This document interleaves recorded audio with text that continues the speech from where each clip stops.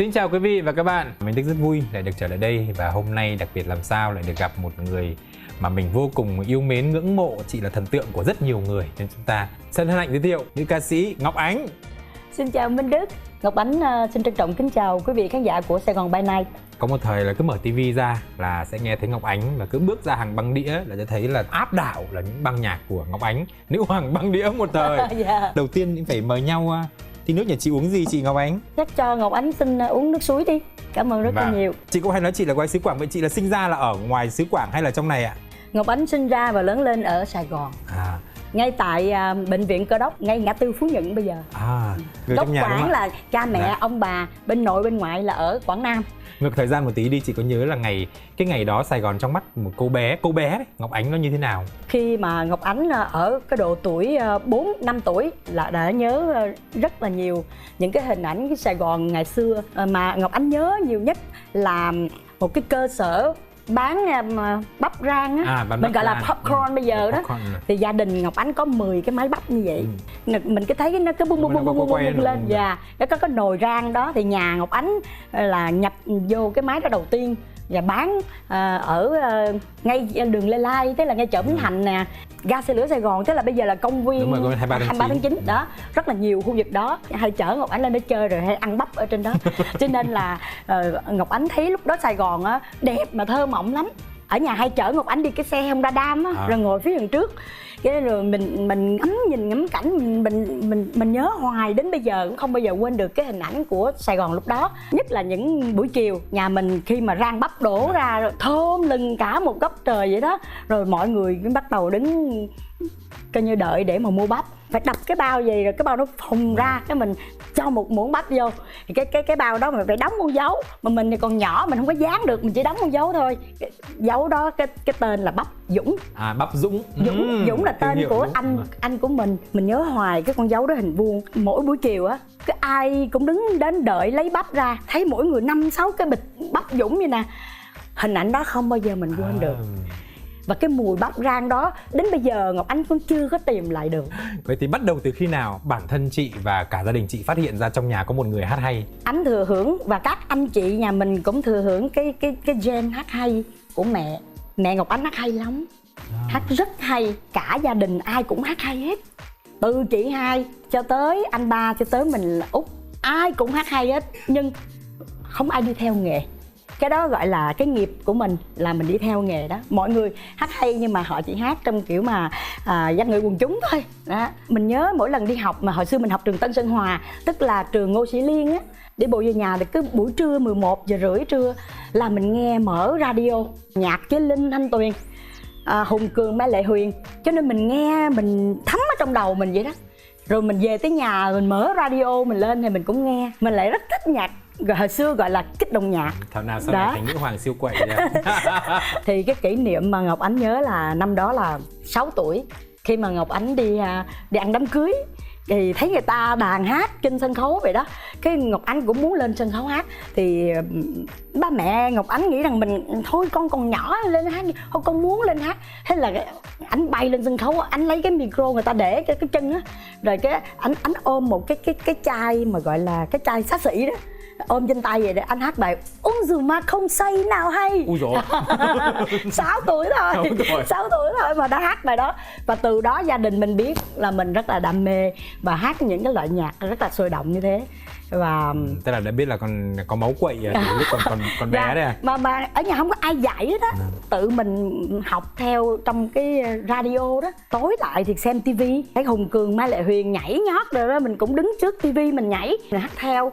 Mà mình được biết là con nít nó hay thuộc nhanh lắm. Mình chưa có nhớ là chính xác là từ lúc nào, cái ngày nào thì những cái bài hát nào nó đánh dấu là con đường của một ca sĩ Ngọc Ánh thực thụ không? Phải nói là Ngọc Ánh đứng trên sân khấu ca nhạc chuyên nghiệp năm 1985 là tại cái sân khấu gọi là Hồ Bơi Cộng Hòa, tức là khu giải trí Tân Bình lúc đó. Cái hồ bơi vậy, nó có cái sân khấu nó tràn ra phải giữa hồ bơi vậy đó, nó nổi lên trên giữa cái hồ bơi. Ở dưới này ta vẫn bơi, mình có cái sân khấu là giữa này, mình vẫn đứng hát, rồi khán giả thì ngồi phía bên này của hồ bơi. Lần đầu tiên mình hát ở đó là mình hát 2 bài, Mùa Xuân Bên Cửa Sổ và Trị An âm vang mùa xuân. Bài Mùa Xuân Bên Cửa Sổ gì thì gì, chứ ai hát thì hát, chứ người ta vẫn nhớ bài này là Ngọc Ánh. Cảm ơn. Ấn tượng rất lớn đối với khán giả là bài này là Ngọc Ánh, một phần là chị đã thu âm bài này đài phát thanh. Lúc đó hầu như không ai dám hát trong bài hát có nụ hôn hết, mà lúc đó là cái bài này nó có. Đúng là cái bài đó cũng là một cái ấn tượng rất là sâu đậm đối với Ngọc Ánh. Là năm 1987 Ngọc Ánh thu băng cho Đài Tiếng Nói Việt Nam, cho đến khoảng 10 năm sau, mỗi lần Ngọc Ánh đi đâu ở các tỉnh cũng nghe hát ở trên loa. Hồi đó có cái loa. Đúng rồi. Cứ nghe Đài Tiếng Nói Việt Nam, khi mà 5 giờ sáng họ phát cái tiếng nhạc hiệu của bài là bài Diệt Phát Xít, đúng không? Hết cái nhạc hiệu là tới bài Cao Cao Bên Cửa Sổ có hai người hôn nhau. Mình nằm mình nghe, ôi mình hát có sao? Năm nào ở đâu đi hát chỗ nào, cứ 5 giờ sáng là cứ nghe mình hát như vậy mà suốt 10 năm trời. Đấy, cả một cái ký ức. Và nhắc lại cái thời đó thì cũng là cái thời mà ở Sài Gòn bắt đầu nở rộ cái loại hình sân khấu tụ điểm. Và ngày đó thì một ca sĩ nổi tiếng được đo bằng cái tốc độ chạy xô, bằng cái số lượng tụ điểm có thể hát trong một đêm. Bây giờ ngồi nhớ lại những ngày tháng đấy, cái điều gì chị thấy thú vị nhất? Tiếng vỗ tay. Cái tiếng vỗ tay của khán giả thời đó thật là kinh khủng, thật là dễ sợ, và nó làm cho mình càng sung hơn nữa trên sân khấu. Khi mình hát xong một bài thì phải nói là mình nghe giống như là sống dậy, chứ không phải tiếng vỗ tay không đâu. Bởi vì hàng ngàn người ở dưới. Minh Đức cứ nghĩ là hồi đó mình câu lạc bộ lao động, tức là bây giờ nhà văn hóa lao động đó ha, mà có 3 sân khấu. Một cái là cái sân khấu ở trên lầu gọi là sân khấu nhảy đầm là dancing, còn cái sân khấu ở dưới là tạp kỹ, và một cái sân khấu nhỏ bên cái sân tennis nhỏ đó là sân khấu của ban nhạc rock đại dương. Ngọc Ánh hát hết 3 sân khấu đó. Tức là nhạc gì chị cũng chơi đúng không? Ngọc Ánh nổi tiếng là nhạc gì cũng chơi. Bây giờ thì có câu gọi là nhạc gì cũng nhảy, nhạc gì cũng hát, nhạc gì cũng hát. Kỷ lục đã từng một đêm chị chạy nhiều nhất là bao nhiêu chỗ nhỉ thời đó? Một đêm là phải chạy đến cỡ 12 chỗ. Chạy từ lúc 6 giờ rưỡi. Nội trong Đầm Sen là mình hát 3 chỗ rồi. Từ nhà mình chạy vô Đầm Sen thì gần nhất, cho nên mình vô đó là mình hát hết 3 show đó, sau đó mình chạy ra thì mình sẽ hát ngay ở chỗ sân khấu Phú Thọ, ngay chỗ góc ngã tư của đường 3 tháng 2 bây giờ đó. 3 tháng 2 với lại hình như là Lý Thường Kiệt hay gì quên rồi. Bây giờ nó không còn cái sân khấu đó nữa. Xong là chạy vô sân khấu ở Hồ Kỳ Hòa. Đó. Đúng dọc cái trục ấy đúng không? Phải theo đúng cái trục vậy, Đầm Sen ra Phú Thọ, Kỳ Hòa. Xong rồi mới chạy ra cái sân khấu quận 10 là chỗ của anh Phương Sóc đó. Rồi chỗ nhà hát Hòa Bình bây giờ ấy đúng. Chưa đến đâu. Chỗ cái sân khấu đó ngoài trời, nó kế bên cái Hòa Bình. Mà hồi xưa á, ở sân khấu nào cũng có hàng chục ngàn người như vậy hết á. Người ta đi coi ca nhạc đông dữ lắm. Rồi từ quận 10 đó mình mới chạy qua nhà hát Hòa Bình. Đó, hát ở nhà hát Hòa Bình xong rồi mới chạy ra 126. Đó, sẽ có 126 xong chạy qua Trống Đồng. Trống Đồng mới đi qua Dancing Rex. Rex xong rồi đến đêm màu hồng Liberty. Nói chung là dancing nữa, mỗi một cái như vậy là mình hát 4 bài là theo tour. Thì rồi xong rồi hát ở Liberty xong mình chạy vô Đông Kinh. Rồi đấy. Là Arc-en-Ciel nữa. Arc-en-Ciel rồi. Xong rồi mới chạy về Đệ Nhất Khách Sạn. Rồi, ôi giời. Tức là mọi người hình dung ra một cái lộ trình từ Đầm Sen này, Phú Thọ, 3 tháng 2 quận 10 này, xong đến quận 3 này, quận 1 này, xuống quận 5 này, xong rồi vòng lên Tân Bình. Đông Tân Bình để mình đi về. Cái giai thoại người ta hay nói về Ngọc Ánh là vì nữ hoàng chạy xô, mà người ta nghe nói là Ngọc Ánh hồi đấy chạy xô nhiều đến mức mà tiền đấy là phải dắt vào thắt lưng này. Đó, là tiền và vàng đeo vào thắt lưng, tiền dắt vào thắt lưng này về nhà, không vào tủ. Cái giai thoại đấy như thế nào? Chị nhớ lại cái thời đấy tìm kiếm tiền như thế nào?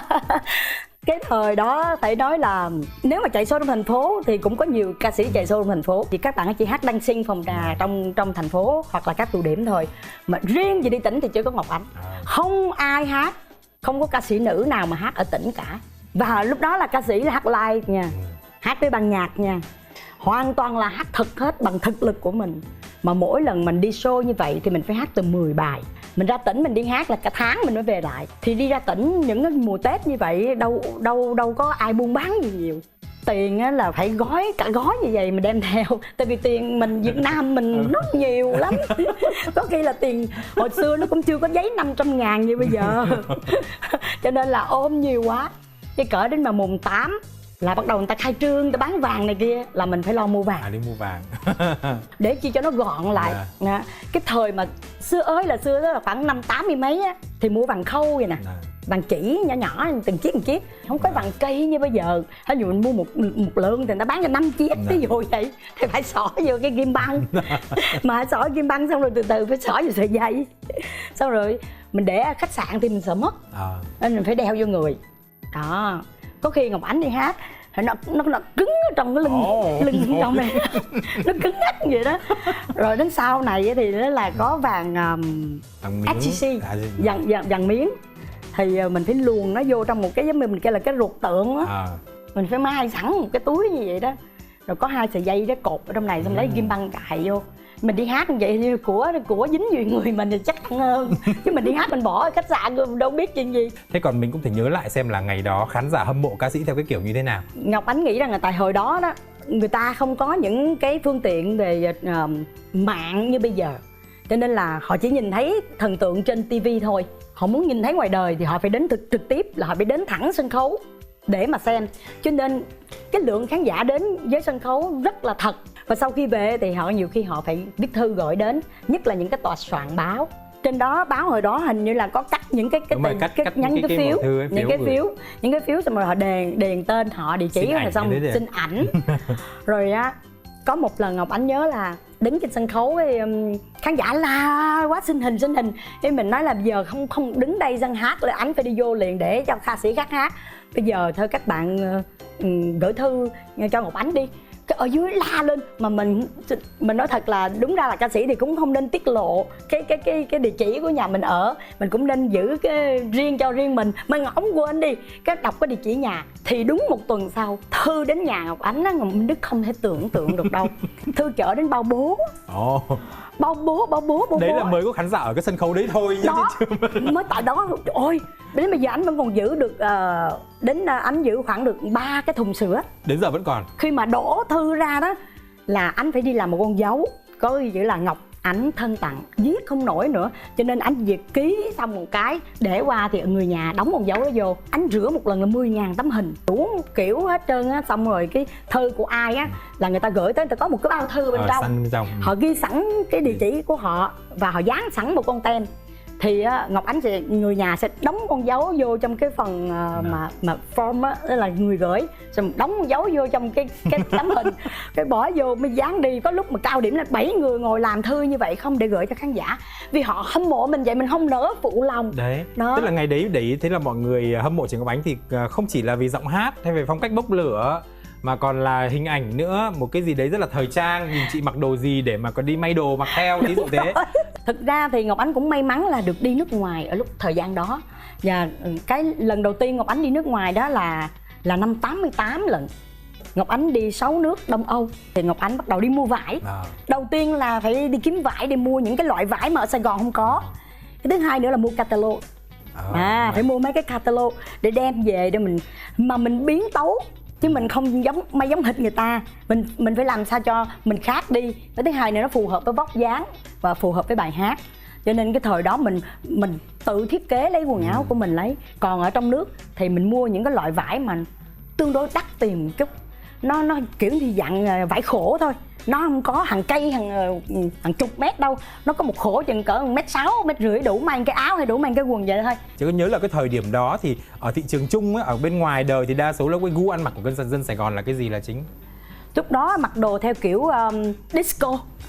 Lúc đó jean wash, đó là nó wash nó wash ra chứ chưa phải là rách. Jean mài chưa phải là jean rách. Xong rồi áo jean nữa. Hoặc con trai thì để tóc bờm sư tử. Còn con gái cũng tóc bờm sư tử, đeo hoa tai to như thế này. Như mình vậy là mình có 5 cái lỗ tai. Mình đi Liên Xô mình thấy người ta đeo đẹp quá, mấy cái ban nhạc rock rồi họ đeo. Thế là mình bấm luôn 5 lỗ. Bấm 5 lỗ như thế này, cái mình về mình đeo 10 chiếc hoa tai. Mỗi một lỗ là bỏ 2 chiếc. Một chiếc nhỏ và một chiếc lớn ở dưới này, mình hát lung tung. Mình đi ra ngoài chợ Sài Gòn, con nít nó chạy theo nó coi. Nó nói, trời ơi sao cái bà này mới đeo lông tai dữ vậy. Và trước khi tiếp tục câu chuyện với Ngọc Ánh hôm nay thì hãy cùng nghe hát đi. Thì xin gửi tặng quý vị bài hát của nhạc sĩ Lưu Hà, Vào Hạ, với tiếng hát Ngọc Ánh, guitarist Xuân Kiên.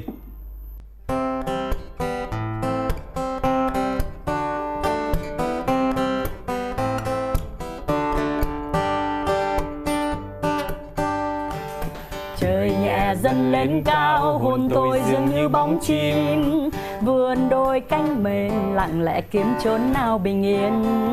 Và dòng sông xanh kia nằm im như không muốn trôi. Phơi màu áo rêu vỗ về đánh giấc chưa nghỉ ngơi. ta ta ra ra ta ta ra ta ra ra ta ra ra ta ra ta ra.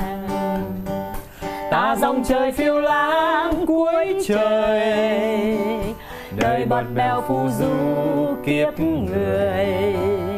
Dù qua bao nhiêu đắng cay vẫn cười, vì đời còn mùa hạ tươi vui và lòng còn nhiều điều muốn nói. Hãy thắp sáng tâm hồn, cháy lên trong tim mỗi người những yêu thương cho cuộc đời.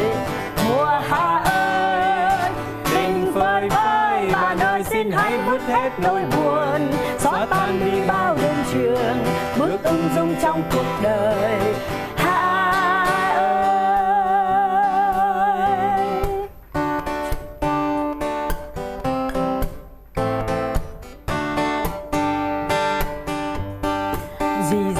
Ngọn héo may thở than đổ muôn nắm cây, chợt nghe hững hờ mùa hạ lướt lướt qua tầm tay.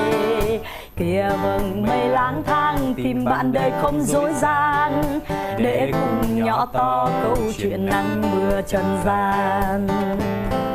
Ta ra ta ta ra ta ta ra ra ta ra ta ta ra ta ta ra ra.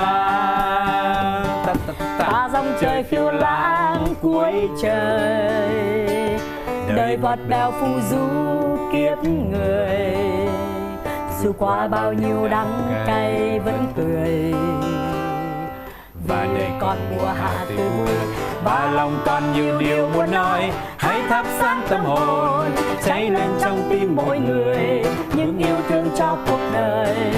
Mùa hạ ơi, tình phơi phới và đời xin hãy vứt hết nỗi buồn, xóa tan đi bao đêm trường, bước ung dung trong cuộc đời.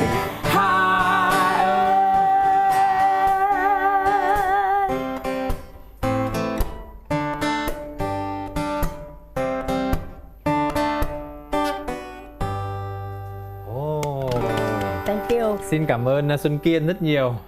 Lâu lắm rồi mới được nghe chị Ngọc Ánh hát Mộc, một cái giọng hát mà bao nhiêu năm qua mới thấy nó không có suy xuyển tí nào cả. Bây giờ sang các câu chuyện thú vị này, đó, chạy show như thế, kiếm tiền nhiều như thế, túi bụi như thế, thời gian đâu dành cho tình yêu. Và ngày đó mình thích nghĩ là một cái ngôi sao như Ngọc Ánh xinh xắn, tươi tắn như thế, chắc là cũng các anh cũng phải theo hàng đàn. Theo nhiều chứ. Nhưng mà Ngọc Ánh đâu có thời gian. Mình đi hát là vì thỏa mãn đam mê. Một khi mình đã bước vào cái guồng máy để mà trở thành một khán giả, một ca sĩ của khán giả yêu mến, thì bắt đầu mình phải buộc theo cái guồng máy đó. Thì làm sao mà còn thời gian nữa, mệt lắm rồi. mà yêu với đương, có nhiều người á nói những cái câu mình nghe nó cũng sốc óc, biết không? Ví dụ như vậy, bữa đó em hát nhiêu tiền, em bỏ hết đi, anh đưa em còn nhiều hơn vậy nữa, rồi đi ăn với anh một bữa này kia. Nó thôi. Mà nhiều người chứ không phải một người, phải nói thời gian đó cũng có đại gia chứ bộ. Trời ơi, câu chuyện của tôi còn có nhiều cái còn hay gì. Ví dụ như là cả một cái xe ba gác hoa hồng vậy đó bộ. Chở đến nhà, chở đến chỗ khách sạn ở mình đi diễn ở Đà Lạt. Cái anh đó rất là thích giọng hát của mình, anh đã biết mình hát ở cái hồi đó mình hát ở nhà hàng ở Thiên Hồng á. Thế ngày nào anh cũng gửi lên một cái bông hồng, rồi anh kèm tiền kẹp vô trong đó để gửi tặng cho mình. Ngày nào cũng vậy mà mình không biết người đó là ai. Thế xong rồi tự nhiên bữa đó ở Đà Lạt có đến khoảng 11 giờ đêm thì người ta gõ cửa, mình mới đi hát về. Mình hỏi ai vậy? Cái nói dạ chị làm ơn chị nhận hoa giùm em. Cái mình hé cửa ra, mình nhìn, mình nói đưa đây, mình tưởng đâu họ cho mình một bó hoa thì mình hé cửa. Nó nói dạ không chị ký giùm em tờ giấy để em đưa lại cho chủ là coi như chị đã nhận hoa rồi. Cái mình ký tờ giấy xong nó hồi đưa hoa đây, chị mở cửa ra em mới đem vô được. Nó ủa một xe ba gác. Lúc đó mình cũng như mình có một cái lần mình giao lưu với khán giả thì mình nói mình yêu hoa hồng vàng. Mình đi Đà Lạt mình chỉ thích cái hoa hồng vàng ở trên Đà Lạt. Hoa hồng đỏ, hoa hồng trắng thì nhiều, mà cái hoa hồng vàng đó, nó có một cái nét rất là đặc biệt của nó đẹp một cách lạ lùng lắm. Mà mình thích cái hoa hồng vàng mà không dễ gì có ở Sài Gòn. Tự nhiên họ biết được hay sao không biết, gửi lên một xe ba gác mà tôi nói Hoa hồng vàng hết. hoa hồng vàng hết. Tôi nói cả ngàn cái hoa hồng. Tôi nói kiểu này chắc tối nay tôi chết ở chỗ này vì hoa hồng. Thôi em để ở ngoài đi cho nó có xương, nó đừng có hư. Ngày hôm sau á, là mình phải ngồi mình cắt cái gốc á, mình cắm rồi đầy hết trong cái phòng của mình không dám vô phòng nữa vì là nó nhiều cái mùi thơm quá. Thế mình đem cho bớt ở dưới Lễ Tân này kia. Mà năm đó là năm 90 mấy á. Người ta đến mức như vậy nhưng mà cũng không có được cái gì của Ngọc Ánh đáp lại đâu. Tức là đấy thì ngày đánh rằng là chị rất là bận rộn. Mình nói thật luôn á, là mình không có thời gian để nghĩ đến chuyện đó. Mình đi 3 tỉnh Cao Bắc Lạng rồi chứ. Mình đi hát ở Đầm Dơi rồi chứ, mình Đức biết không? Đứng trên một cái ghe mình hát mà. Ở đây mình gọi là cái vỏ lãi, cái ghe máy mình dài thật là dài, nó có cái đuôi tôm ở đằng sau á, cái máy đuôi tôm nó chạy sạch mà chạy 1 tiếng đồng hồ mới vô tuốt bên trong đó là khu rừng tràm không à. Đằng trước cái ghe là một cái đèn măng sông, khán giả là ngồi trên ghe, cái là mỗi cái ghe đều có một cái đèn. Mình đứng trên cái ghe đó mình hát mới thấy được là khán giả yêu mến mình đến cỡ nào. Mà vỗ tay mà la hét mà thuộc từng bài của mình hát. Cầm cái loa vậy hát. Đâu có âm thanh, đâu có micro gì đâu. Mình hát không vậy luôn. Không đàn, không gì hết. Mà hồi đó đâu có nhạc beat đâu, mở nhạc beat. Mà cũng không có ai đệm guitar hay gì cho mình hát cả. Đứng hát không vậy hết, bài này qua bài kia hát bài này. Coi như là hát phải là 10 mấy 20 bài vậy đó. Xong rồi khán giả đó mới gửi lên là nước trà rồi nước dừa rồi biểu là uống dừa đi con, uống cho khỏe rồi hát nữa con rồi vậy. Tức là tôi nói một cái kỷ niệm mà bây giờ suốt đời không bao giờ có được nữa. Người ta năn nỉ quá, đến tận nhà mà nói mà tha thiết quá.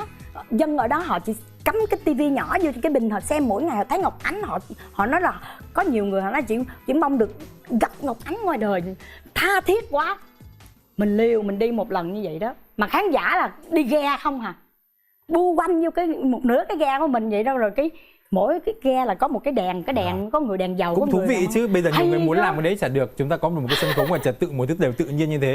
Cái đấy mà quay hình lại được thì chắc hẳn trời nó phải ơi, là hoành cái đó là tráng, năm 90 mấy, 92, 93 và bây giờ nhiều người muốn làm cái đó là phải vào studio mà dàn dựng chứ không thể làm được như thế nữa. Đúng rồi. Thì qua từng ấy năm ở Sài Gòn rồi xa Sài Gòn rồi lại quay về Sài Gòn thì cuối cùng cái điều gì ở Sài Gòn nó quyến rũ chị nhất, nó khiến chị rõ ràng như thế, chứng tỏ là chị không thể xa được nơi này đấy. Mình quay về Sài Gòn vì ba mẹ còn ở đây và mỗi ngày ba mẹ già đi, khoảng thời gian thanh xuân và tuổi trẻ của mình dành hết cho cái việc đi hát. Mình chỉ biết hát thôi. Cả một cái cuộc đời trẻ tuổi của mình sống cho sự nghiệp và cả gia đình đều ủng hộ mình cả. Đến bây giờ thì ba mẹ già rồi, không đi đâu được nữa. Giờ mình muốn ba mẹ sang Mỹ với mình cũng không được. Hồi trước ba mẹ đã có qua Mỹ ở 6 tháng rồi, ba mẹ lại đi về. Thì giờ mình nghĩ rằng thôi, hát mãi cũng vậy thôi. Nên mình muốn về với ba mẹ để chăm sóc, để ở gần gũi ba mẹ. Mình muốn sống chậm lại, sống cho chính mình, cho ba mẹ. Mọi người thấy là rất là dễ thương. Chị Ngọc Ánh đã rất là xúc động khi nhắc đến ba mẹ của mình. Và có lẽ là trong cái câu chuyện này thì Sài Gòn trong trái tim của chị Ngọc Ánh đó cũng chính là gia đình. Đó, chắc chắn là những khán giả của Ngọc Ánh ngày hôm nay cũng đã cảm thấy rất là bồi hồi khi sống lại cả một thời kỷ niệm qua câu chuyện của Ngọc Ánh. Xin chúc chị lúc nào cũng tràn đầy niềm vui, tràn đầy năng lượng và lúc nào cũng sống trong cái tình ấm áp của gia đình của mình với ba mẹ, với cô con gái tuyệt vời của mình. Cảm ơn Minh Đức rất nhiều. Ngọc Ánh xin chân thành cảm ơn quý vị khán giả của Sài Gòn by Night đã theo dõi chương trình. Và quý vị cũng đừng quên là Sài Gòn by Night vẫn đến với quý vị trên kênh MCV Media và cổng thông tin Mnet Bus. Đến đây thì Minh Đức và ca sĩ Ngọc Ánh cũng xin được chào tạm biệt và hẹn gặp lại.